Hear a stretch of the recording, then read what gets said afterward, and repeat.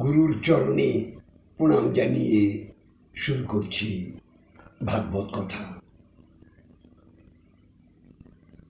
আমাদের সবচাইতে ভজন পথে এগোবার একটা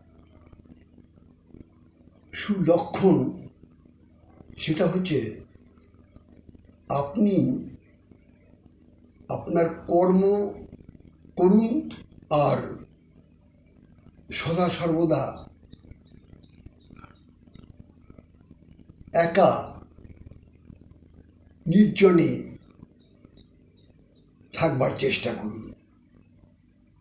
বলবেন কেন?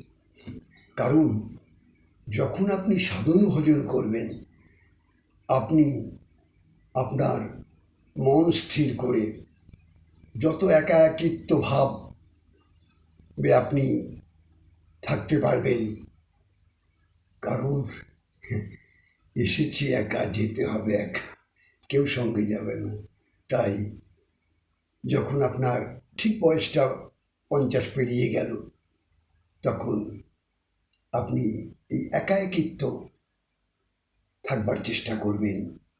তাহলে দেখবেন আপনি দিবানিশি যদি আমার গোপাল গোবিন্দের চিন্তা করতে পারেন, ওই চিন্তা শক্তির দ্বারাই আপনি অনেক স্তরে পৌঁছে যাবেন। তাই আমি বলি যে যাকে ভাবছেন আমার পরিবার, আমার সংসার, এরা কেউ নয় আপনার। কারণ মায়ার জালে বদ্ধ হয়ে আছে। এই মায়া থেকে উত্তীর্ণ হবার জন্যে আমাদের ঠিক ভজন সাধনটা, এটা যার যার নিজের অন্তঃকরণের। এটা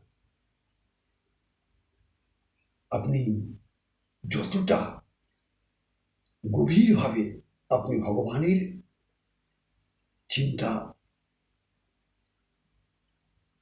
মগ্ন হতে পারবেন, ততই দেখবেন আপনি অনেক উঁচুতে পৌঁছে গেছেন। তাই আপনারা সদা সর্বদা কৃষ্ণ নাম, রাধা নাম জপ করুন। আর মনটাকে একদম করবেন, মনটাকে, চঞ্চল মনটা তো মনটাকে দমন করতে হবে।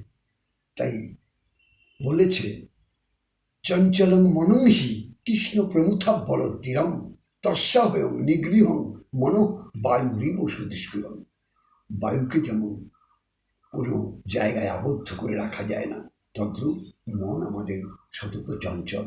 এই মনটাকে বশ করাটাই হচ্ছে সাধন ভজনের একমাত্র লক্ষ্য। জয় রাধে, জয় নিতাই।